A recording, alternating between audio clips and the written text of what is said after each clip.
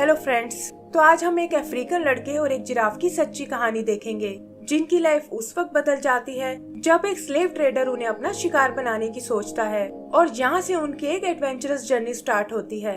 तो ये movie Africa के एक कंट्री सूडान से शुरू होती है जहाँ हम कुछ गुलामों को बंधे हुए देखते हैं। इनमें 2 बच्चे भी शामिल हैं, एक लड़का मैकी और दूसरी उसकी फ्रेंड सूला। ट्रेडर्स उनके गांव को जलाकर उन्हें अपने साथ ले आए हैं ताकि यूरोप में उन्हें गुलाम बनाकर बेच सकें। और इनका मास्टरमाइंड है मोरेनो नाम का एक स्लेव ट्रेडर। वो लोग इन पर बहुत जुल्म करते हैं और ये देखकर मैकी डर जाता है। तभी वो देखता है कि उसकी बेड़ियां बहुत बड़ी हैं और वो सूला से भी खुद को फ्री करने को कहता है, लेकिन सूला डर के मारे ऐसा नहीं कर पाती। तब मैकी अकेला ही वहाँ से भागने की सोचता है, लेकिन देखता है कि सामने नदी में तो मगरमच्छ बैठा हुआ है।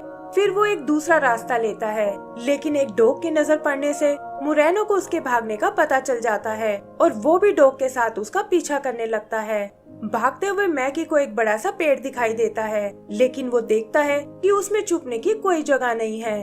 वो उस पेड़ से अपनी मदद करने को कहता है और तभी एक फ्रूट के गिरने से उसे जमीन में बना एक होल नजर आता है। मोरेनो वहाँ उस तक नहीं पहुँच पाता और बाद में आने को कहकर वहाँ से चला जाता है। इधर मैकी देखता है कि पेड़ का तना एकदम खोखला है और वो उसके थ्रू एक डाल पर चढ़ जाता है। यहाँ हम देखते हैं कि ये स्टोरी असल में एक बूढ़ा आदमी सुना रहा है और उसके पास मैकी और दूसरे कैरेक्टर्स की पपेट्स भी हैं। आगे वो बताता है कि मैकी उस रात उस पेड़ पर ही सो गया और सुबह वो देखता है कि एक जिराफ वहाँ उसे घूर रही है। उसके साथ उसका बेबी और दूसरे जिराफ भी हैं और मैकी उस बेबी जिराफ को देखकर बहुत खुश होता है। इधर मोरेनो भी दूर से उसे देख लेता है और कहता है कि अब तुम मुझसे बचकर नहीं जा सकते। यहीं हम एक अरब सौदागर हसन को देखते हैं जो इजिप्ट के पाशा के लिए एक जिराफ पकड़ने आया है और वो भी मैकी और मोरेनो का पीछा करने लगता है। मोरेनो देखता है कि मैकी एक तालाब में जिराफ के साथ खेल रहा है और वो उसे वहाँ से बाहर आने को कहता है। ममा जिराफ मोरेनो को रोकने की कोशिश करती है, लेकिन वो उसे शूट कर देता है और ये देखकर मैकी और उसके बेबी को बहुत दुख होता है। तभी वो सौदागर हसन वहाँ आता है और मोरेनो ये कहकर चला जाता है कि वो एक दिन इसका बदला जरूर लेगा। हसन मैकी को अपने गांव वापस जाने को कहता है और बेबी जिराफ लेकर अपनी जर्नी पर निकल जाता है। तब मैकी मामा जिराफ से प्रॉमिस करता है कि वो उसके बेबी का साथ कभी नहीं छोड़ेगा और उसे वापस लाकर ही रहेगा।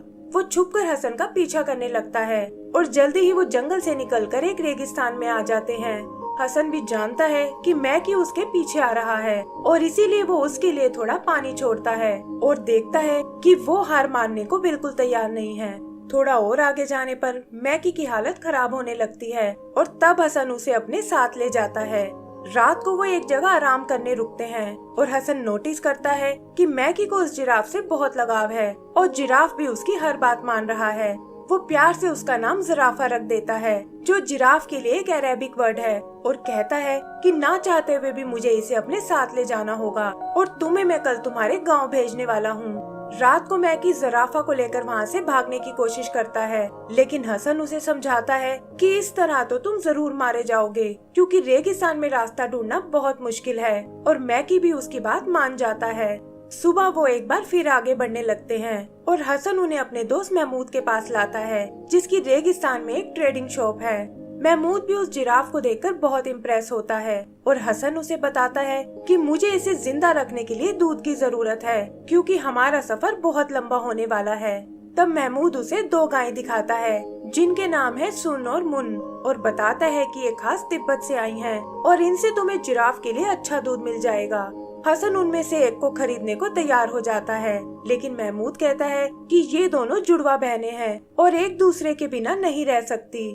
हसन को इससे कोई फर्क नहीं पड़ता और वो उनमें से सुन को खरीद लेता है।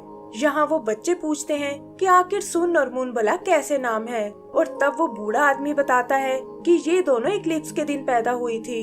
जब मून पैदा हुई तो चांद ने सूरज को ढक लिया था और सुन के पैदा होते ही सूरज फिर निकल आया। आगे वो अपनी स्टोरी कंटिन्यू करता है कि हसन मैकी को उसके गांव वापस भेजना चाहता था और महमूद उसकी मदद करने को तैयार हो जाता है और कहता है कि कल मैं इसे एक कारवा के साथ अफ्रीका भेज दूंगा। फिर सुबह हसन बिना मैकी को बताए वहाँ से निकल जाता है और सुन भी अपनी बहन से अलग होकर उदास हो जाती है। जल्दी ही मैकी की आंख भी खुल जाती है और वो समझ जाता है कि हसन उसे छोड़कर जा चुका है।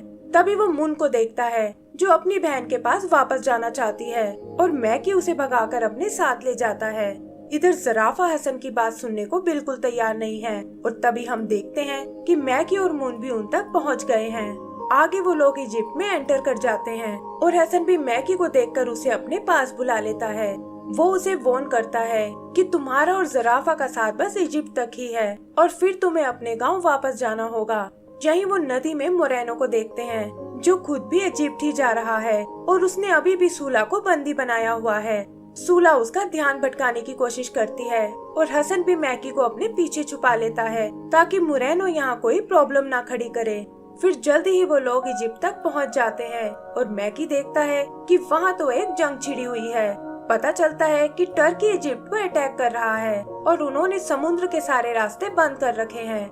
यहीं हम हसन के एक और दोस्त मालाटेर को देखते हैं जो अपने फ्लाइंग बैलून से दुश्मनों पर नजर रखे हुए है और वो हसन को वापस आता देख बहुत खुश होता है।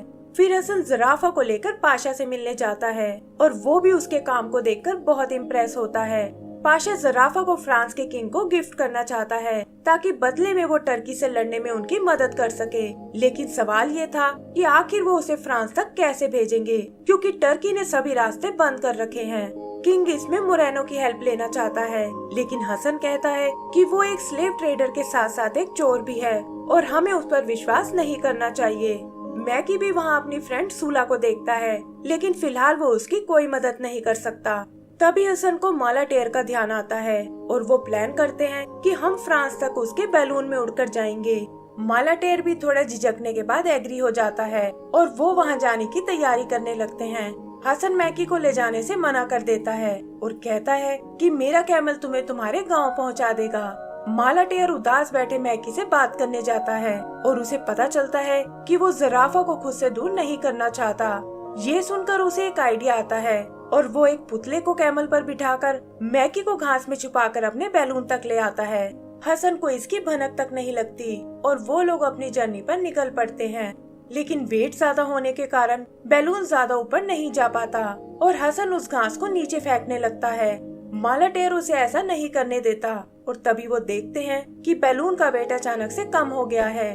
पता चलता है कि सुन और मुन ने नीचे छलांग लगा दी है और ये देखकर हसन उस घास को भी नीचे फेंक देता है और कहता है कि गाय के बिना इसे भला कौन खाएगा। यही नीचे हम एक पायरेट शिप को देखते हैं जिसकी कैप्टन एक बोबोलिना नाम की लेडी है और वो गाय और मैकी उसी शिप पर आ गिरते हैं। हसन भी ये सब देख लेता है और वो मालाटेर को इसके लिए बहुत डांट लगाता है। इधर मैकी बोबोलिना को बताता है कि वो लोग पाशा के एक मिशन पर निकले हुए हैं और ऊपर बैलून में बहुत कीमती खजाना है। ये सुनकर पायरेट्स को लालच आ जाता है और वो अपने शिप से उस बैलून को फॉलो करने लगते हैं। फिर मालाटेर गैस भरने के लिए स्पेन की एक सिटी में रुकता है जहां मोरेनो पहले से ही मौजूद है और वो हसन को यहाँ सबक सिखाने की सोचता है। रात को वो अपने आदमियों के साथ उस पर अटैक करने जाता है, लेकिन देखता है कि उनके साथ तो पायरेट्स की पूरी टीम है और उसे यहाँ से भी भागना पड़ता है। बोबोलिना को भी मैकी के खजाने का पता चल जाता है और वो हसन से रिक्वेस्ट करती है कि तुम्हें ज़राफ़ा और मैकी को वापस घर ले जाना चाहिए। साथ ही वो उसे अपना एड्रेस भी देती है और कहती है कि मैं दोबारा तुमसे जरूर मिलना चाहूंगी। फिर जल्दी ही वो लोग अपनी जर्नी पर निकल जाते हैं और मैकी देखता है कि हसन अफ्रीका नहीं बल्कि फ्रांस जा रहा है और ये सुनकर उसे बहुत गुस्सा आता है। ट्रेवल करते हुए वो एल्प्स की पहाड़ियों में आ पहुँचते हैं, लेकिन यहाँ उनका बैलून क्रैश हो जाता है। मैकी मौका देखकर ज़राफ़ा के साथ भाग निकलता है, लेकिन जंगल में कुछ बुल्ब्स उन्हें घेर लेते हैं। तभी उनकी मदद करने सुन और मुन वहाँ आती हैं और हसन भी उन्हें ढूंढता हुआ जंगल की ओर चला जाता है। इधर वो गाय उन बुल्ब्स को भगा देती हैं, लेकिन इसमें सुन को अपनी जान से हाथ गंवाना पड़ता है, जिसे देखकर वो सब दुखी हो जाते हैं। हसन मैकी को समझाता है कि जल्दी ही इसकी सोल किसी दूसरे एनिमल में चली जाएगी और तभी वो सुन के कलर की एक बटरफ्लाई को देखते हैं जो उस जर्नी पर उनके साथ आगे बढ़ने लगती है। बैलून के फटने के कारण आगे का सफर उन्हें पैदल ही तय करना पड़ता है और फिर फाइनली एक दिन वो फ्रांस तक पहुंच जाते हैं। वहाँ वो किंग के जू कीपर से मिलते हैं जो ज़राफ़ा को एक जू में डाल देता है और उसे देखने के लिए लोगों की भीड़ लग जाती है। किंग भी वहाँ उसे देखने आता है और वो सब पहली बार एक जिराफ को देखकर बहुत खुश होते हैं। तब हसन उसे पाशा का मैसेज देता है, लेकिन देखता है कि किंग उनकी रिक्वेस्ट का मजाक उड़ा रहा है और लड़ाई में उनकी कोई मदद नहीं करने वाला। तब मैकी उनसे ज़राफ़ा को वापस मांगता है, लेकिन किंग कहता है कि एक गिफ्ट को लौटाया नहीं जा सकता। यही हम मोरेनो को देखते हैं और उसे भी ज़राफ़ा के फ्रांस में होने का पता चल जाता है। इधर हसन मैकी को समझाने की कोशिश करता है, लेकिन वो ज़राफ़ा को छोड़ने को बिल्कुल तैयार नहीं होता और हसन उसे वहीं छोड़कर जाने लगता है। तभी उसे मैकी की चीख सुनाई देती है और वो समझ जाता है कि मोरेनो जरूर उसे उठा कर ले गया है। मोरेनो मैकी को एक तहखाने में डाल देता है और वो देखता है कि उसकी फ्रेंड सूला भी वहीं कैद है, लेकिन उनकी ये खुशी ज्यादा दिन तक नहीं टिक पाती और मोरेनो सूला को एक दूसरे आदमी को बेच देता है और मैकी चाह कर भी कुछ नहीं कर पाता। उधर ज़राफ़ा का भी यही हाल है, जो मैकी के वापस आने का वेट कर रहा है, लेकिन वो उसे कहीं नजर नहीं आता। ऐसे ही करते हुए काफी टाइम बीत जाता है और हम देखते हैं कि ज़राफ़ा का साइज अब बड़ा हो चुका है और मून और बटरफ्लाई भी उसी जू में रहते हैं। यही हम माला टेयर को भी देखते हैं, जिसने अपने बैलून को एक राइड में बदल दिया है, लेकिन काम ना होने की वजह से वो बहुत परेशान है। हसन भी मैकी को ढूंढने की बहुत कोशिश करता है, लेकिन वो उसे कहीं नहीं मिलता और इसकी और अपने मिशन के फेल होने की वजह से वो वापस अपने देश भी नहीं जा पाता। लेकिन इनमें सबसे ज्यादा परेशान था मैकी, जिसे सबक सिखाने के लिए मोरेनो ने अपना नौकर बना लिया था और उसे इस कैद से छूटने की कोई उम्मीद नहीं थी। फिर एक दिन किंग को एक हिप्पोपोटामस गिफ्ट में मिलता है और वहाँ लोगों की भीड़ लग जाती है। तभी मैकी देखता है कि सूला भी अपने मालिक के साथ वहीं आई हुई है और एक मिसहैप का फायदा उठाकर वो दोनों वहाँ से भाग निकलते हैं। वहाँ से वो दोनों ज़राफ़ा के पास आते हैं, लेकिन देखते हैं कि उसका पिंजरा तो एकदम खाली है और तभी उन्हें मोरेनो के डॉग की आवाज आती है। उससे बचने के लिए वो एक वर्कशॉप में छुप जाते हैं, जिसमें एक बड़ा सा स्टैचू रखा हुआ है और वो डॉग वहाँ उन्हें नहीं पकड़ पाता। तभी दूर मैकी को माला टेयर का बैलून दिखाई देता है और वो दोनों वहाँ उससे मदद मांगने जाते हैं और कहते हैं कि घर जाने का वक्त आ गया है। वो हसन को भी अपने साथ चलने को कहते हैं, लेकिन देखते हैं कि वो सुनने समझने की हालत में बिल्कुल नहीं है और उन्हें उसे छोड़ना पड़ता है। फिर बैलून लेकर वो सीधा जू में आते हैं और इस बार फाइनली ज़राफ़ा उन्हें मिल जाता है, जिसके साथ मुन भी है। मैकी माला टेयर से उसे निकालने में मदद करने को कहता है, लेकिन वो बताता है कि ज़राफ़ा का साइज बहुत बड़ा हो गया है और हम उसे बैलून में नहीं ले जा सकते। मैकी को ये सुनकर बहुत दुख होता है और तभी वो देखता है कि ज़राफ़ा उससे बात कर रहा है। वो मैकी को समझाता है कि तुम्हें अपने घर वापस जाना होगा और इसी से मुझे असली खुशी मिलेगी। वो उसे अपनी मॉम के दिए वचन से आजाद करता है और बताता है कि मैं तुमसे तुम्हारे सपने में मिलने आऊंगा। तभी उन्हें ढूंढता हुआ मोरेनो वहाँ आता है, लेकिन इससे पहले कि वो उन्हें कोई नुकसान पहुँचा पाए, हसन वहाँ आकर उसे रोक लेता है। फिर वो मैकी को लेकर बैलून की ओर जाने लगता है, लेकिन मोरेनो पीछे से उसे शूट कर देता है और ये देखकर मैकी रोने लगता है। उधर ज़राफ़ा उन्हें भागने का मौका देता है, लेकिन मोरेनो हार मानने वाला बिल्कुल नहीं था और वो उनके बैलून से लटक जाता है। तब मैकी और सूला उसके हाथ पर बाइट कर देते हैं, जिससे वो सीधा नीचे बियर के पिंजरे में जा गिरता है और वो बियर उसे मार डालते हैं।